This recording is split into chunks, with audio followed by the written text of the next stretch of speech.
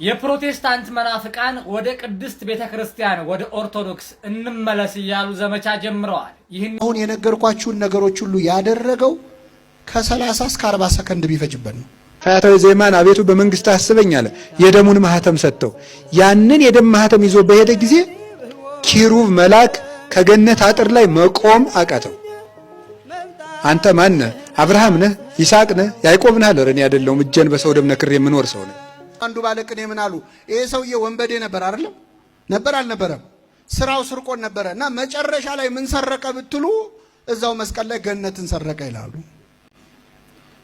አዎ ይችልበታል አይደል? መቀማት ገነትን ሰረቀ። ሱራፊ እዛ ሰይፍ ይዞ የገነትን በር ይጠብቃል። እሱ ከባለቤቱ ጋር ጨርሶ መጣ። አስገራሚ ወንበዴ ነው አይደለም? ተንቀሳቃሽ ምስል ለአምስት ሰው ያጋራችሁ ኮፒ ሊንክ ሼር ሪፖርት በማድረግ ለሁሉም ሰው እንዲደርስ እንድታደርጉ በትህትና ጠይቃለሁ። እናዳምጥ።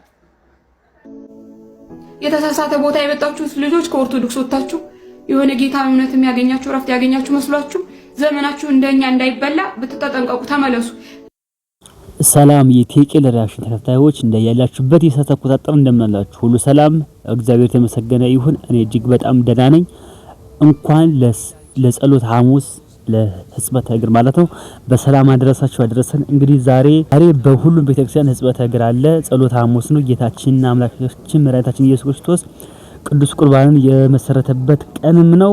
እጅግና ደስ በሚል ሁኔታ እናከብራለን፣ አክብረናል ማለት ነው እና ደግሞ ለዚህ ያደረሰን እግዚአብሔር አምላካችን ደግሞ ለትንሳኤው አድርሶ በመዝሙር በዝማሬ አመስግነን እንድናመሰግነው ያደርገን።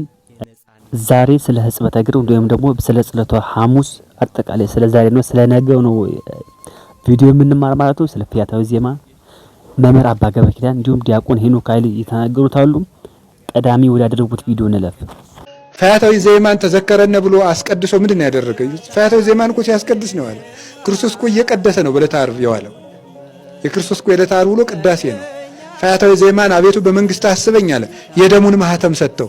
ያንን የደም ማህተም ይዞ በሄደ ጊዜ ኪሩብ መልአክ ከገነት አጥር ላይ መቆም አቃተው። አንተ ማን ነህ? አብርሃም ነህ? ይስሐቅ ነህ? ያዕቆብ ነህ? አለ። እኔ አይደለሁም፣ እጄን በሰው ደም ነክሬ የምኖር ሰው ነኝ። ታዲያ ምን ለዚህ ያበቃ ምንድን ነው? ቀጸበተኒ ምህረት ይቅርታ ጠራችኝ። ጌታዬን በመስቀል ላይ አየሁት።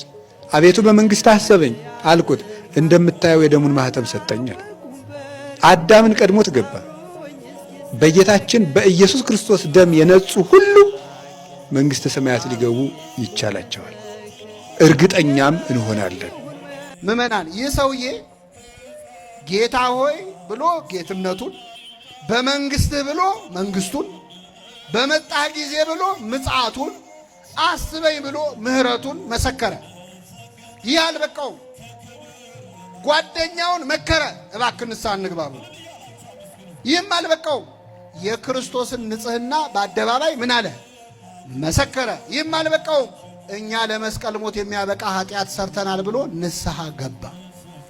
ይህ አሁን የነገርኳችሁን ነገሮች ሁሉ ያደረገው ከ30 እስከ 40 ሰከንድ ቢፈጅበት ነው፣ ወይ 1 ደቂቃ ቢፈጅ ነው። በ1 ደቂቃ ይህን ሁሉ ስራ ሰርቶ ነፍሱን አዳነ። እንደውም አንዱ ባለቅኔ ምን አሉ? ይሄ ሰውዬ ወንበዴ ነበር አይደለም? ነበር አልነበረም? ስራው ስርቆት ነበረ እና መጨረሻ ላይ ምን ሰረቀ ብትሉ እዛው መስቀል ላይ ገነትን ሰረቀ ይላሉ።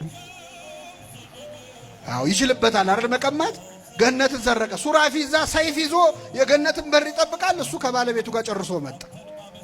አስገራሚ ወንበዴ ነው አይደለም? አዎ ባለቤቱን ይቅርታ ጠይቆ ጨርሶ ጉዳዩን መጣ። ይህንን ሁሉ ነገር ያደረገው ግን በ30 ደቂቃ ነው፣ በ30 ሰከንድ ነው ወይ በ1 ደቂቃ ነው። እሺ ደስ ይበላችሁ፣ በ1 ሰዓት። እኛ ህይወታችንን ሙሉ ማድረግ ያልቻለውን እሱ በዚህ ደቂቃ አደረገው። እኛ ንስሐ ለመግባት ስንት ምክንያቶች ነው ያሉ?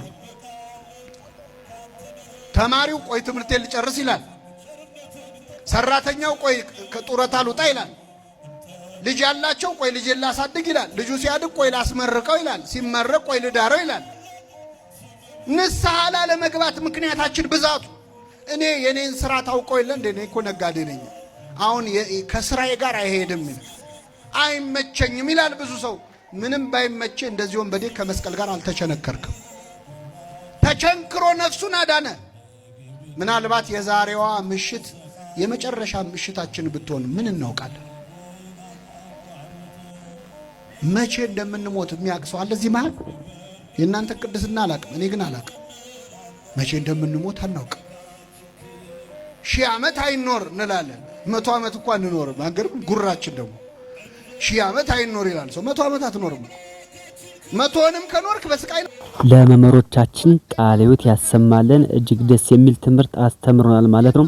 እንግዲህ ፈያታዊ ዜማን የማያውቀው ማለት ስለሱ ያልሰማነው ታሪክ የለም። እጅግ ደስ በሚል ሁኔታ መጽሐፍ ቅዱስም እንደዚህ ነበር የሚገልጸው ማለት ነው። የሉቃስ ወንጌል ምዕራፍ 23 ከቁጥር 39 ጀምሮ እንዲህ ይላል። ከተሰቀሉት ከክፉ አድራጊዎች አንዱ አንተ ክርስቶስ አይደለህምን? ራስህንም እኛንም አድን ብሎ ሰደበው። ሁለተኛው ግን መልሶ አንተ እንደዚህ ባለ ፍርድ ሳለህ እግዚአብሔር ከቶ አትፈራውምን? ስለ አደረግነው የሚገባንን እንቀበላለን፣ በእኛስ እውነተኛ ፍርድ ነው። ይህ ግን ምንም ክፋት አላደረገም ብሎ ገሰጸው ይላል። ኢየሱስንም ጌታ ሆይ በመንግስት በመጣ ጊዜ አስበኝ አለው። ኢየሱስም እውነት እልሃለሁ ዛሬ ከኔ ጋር በገነት ትሆናለህ ብሎ ጌታችንና አምላካችን መድኃኒታችን ኢየሱስ ክርስቶስ ለፈያታዊ ዜማ ቃል ኪዳን ገባለት፣ ወይም ደግሞ ወደ ገነት እንዲገባ አደረገው ማለት ነው። እንዲሁም አባቶቻችን ሲሉ እንደሰማችሁት አዳምን ቀድሞት የገባ ፈያታዊ ዜማ መሆኑን ነግሮናል። እኛም ከፈያታዊ ዜማ ተምረን እንግዲህ በመንግስት በመጣ ጊዜ አስበን ብለን ከፍርድ ነጽተን እንድንኖር እግዚአብሔር ይርዳን። ቤተክርስቲያንም ሁሌም ተዘከረነ በውስተ መንግስትከ፣ በቤተክርስቲያንም ሁሌም በቅዳሴ መካከል አቤቱ በመንግስት በመጣ ጊዜ አስበን እያለች ትጸልያለች፣ ስለ ዓለም ስለ ሁሉ ማለት ነው። በድጋሚ ለመምህሮቻችን ቃል ብታሰማልን። እስኪ ሌላኛውን ቪዲዮ ደግሞ ሰምተን እንመለስ።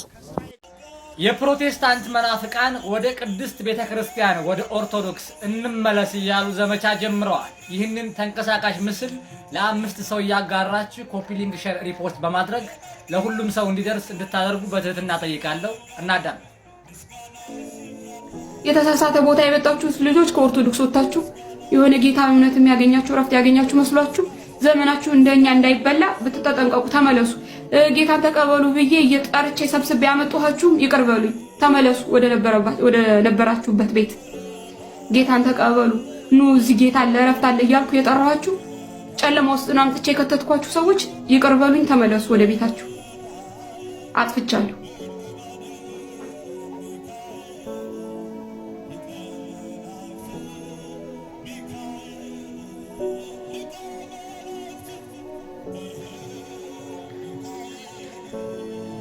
ውጡ ብዬ እኮ ተናግሬ ነበር።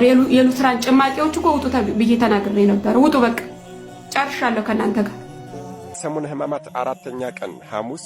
አዎ ሐሙስ ቀን እጅግ በጣም ብዙ ስያሜዎች አሉት። ጌታችን አምላካችን መድኃኔዓለም ኢየሱስ ክርስቶስ በይሁዳ ተላልፎ ከመሰጠቱ በፊት ሐሙስ ቀን ማታ 3 ሰዓት ላይ በጌቴሴማኒ በአታክልቱ ቦታ ሲጸልይ በማደሩ ጸሎተ ሐሙስ ይባላል። ጌታችን በፍጹም ትህትና ሆኖ የ12ቱን ሐዋርያት እግር እንደ ሎሌ ዝቅ ብሎ በማጠቡ የፍቅር ቀን በመባል ይታወቃል። ሕጽበተ እግር በመባል ይታወቃል። በዚህ ቀን ቅዱስ ሥጋውና ክቡር ደሙንም ለመታሰቢያነት በመስጠቱ ሥርዓተ ቁርባን በማካሄዱ አዎ ከሰባቱ ሚስጥራት አንዱ የሆነው ሚስጥረ ቁርባን በዚህ ቀን በመካሄዱ የሚስጥር ቀን በመባልም ይታወቃል። የአዲስ ኪዳን ሐሙስን በመባል ይታወቃል። አዎ መስዋዕተ ኦሪት በእንስሳት የሚደረግ መስዋዕት ቀርቶ ለሰው ልጆች ድህነት ለዓለም ድህነት ሲል ራሱን መስዋዕት አድርጎ ያቀረበበት ቀን ስለሆነ የአዲስ ኪዳን ሐሙስ ይባላል። ይህ ቀን የነጻነት ቀን የነጻነት ሐሙስ በመባልም ይታወቃል። አዎ ለኃጢአትና ለዲያብሎስ ባሪያ ሆኖ መኖር ማብቃቱን እንዲሁም ደግሞ የሰው ልጅ ያጣውን ክብር ማግኘቱ የተረጋገጠበት ቀን ነው። ስለዚህ በዚህ ቀን ጠቅለል ስናደርገው ጌታችን አምላካችን መድኃኔዓለም ኢየሱስ ክርስቶስ በጌቴሴማኒ በአታክልቱ ስፍራ ወደ ፈተና እንዳትገቡ ትጉና ጸልዩ ብሎ ሐዋርያትን እንዳስተማረ ሁሉ እኛም ጸሎት ልናደርግ ይገባል። የሐዋርያትን እግር እንደ ሎሌ ዝቅ ብሎ ተንበርክኮ እንዳጠበና በማበሻ ጨርቅ እንዳበሰ ሁሉ እኛም ለታላቆቻችን ብቻ ሳይሆን ለታናሾቻችንም ዝቅ ልንል ይገባል። በዚህ ቀን ጌታችን አምላካችን መድኃኔዓለም ኢየሱስ ክርስቶስ የሐዋርያትን እግር አጥቦ ከኃጢአትና ከዲያብሎስ እስረኝነት ነፃ እንዳወጣቸው እኛም በዚህ ቀን ሕጽበተ እግር የእግር መታጠብ ሥርዓት በየአብያተ ክርስቲያናቱ ይካሄዳልና ጌታችን የሐዋርያትን እግር አጥቦ ከኃጢአትና ከዲያብሎስ እስረኝነት ነፃ እንዳወጣቸው እኛም ካህናቱ እግራችንን ዝቅ ብለው ሲያጥቡልን ከኃጢአት እንድንላቀቅ ከዲያብሎስ እስራት እንድንፈታ እንማጸናለን። ይህ ቀን ቅዱስ ሥጋውና ክቡር ደሙን ያቀበለበት ቀን ነውና እኛም ለዚህ ክብር እንዲያበቃ ልንማጸን ይገባል። ከዚህ በላይ ክብር የለምና።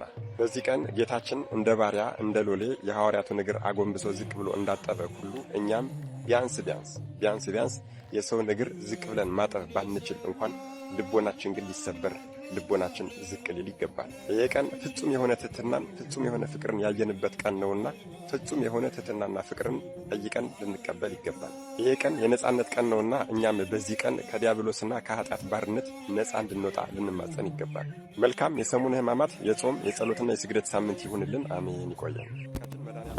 የወንድማችን ቃል ያሰማልን። ስለ ጸሎተ ሐሙስ ጌታችን አምላካችን መድኃኒታችን ኢየሱስ ክርስቶስ በዕለተ ሐሙስ ምን እንዳደረገና ምን እንደተገበረ ለሐዋርያት ምን እንዳደረገ ወንድማችን ነግሮናል። እንዲሁም ደግሞ መስርቶልን ያለፈውን የቅዱስ ቁርባንን መሰረት አድርጎ ነግሮናል። እንዲሁም በዮሐንስ ወንጌል ምዕራፍ 13 ከቁጥር 4 ጀምሮ ይላል፣ ከእራት ተነሳ፣ ልብሱንም አኖረ፣ ማበሻም ጨርቅ ወስዶ ታጠቀ።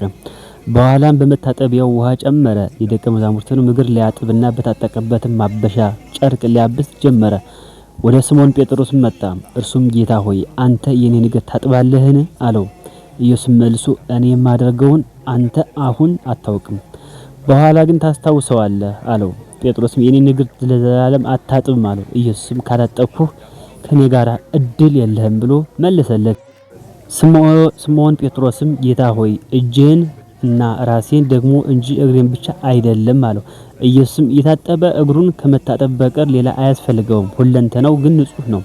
እናንተም ንጹሃን ናችሁ፣ ነገር ግን ሁላችሁ አይደላችሁም አለው። አሳልፎ የሚሰጠውን ያውቅ ነበርና ስለዚህ ሁላችሁ ንጹሃን አይደላችሁም አለው። እግራቸውንም አጥቦ ልብሱንም አንስቶ ዳግመኛ ተቀመጠ። እንዲህ አላቸው፣ ያደረግኩላችሁን ታስታውሳላችሁን? እናንተ መምህርና ጌታ ትሉኛላችሁ፣ እንዲሁ መልካም ትላላችሁ ብሎ ለደቀ መዛሙርቱ ለሐዋርያት ነገራቸው ማለት ነው።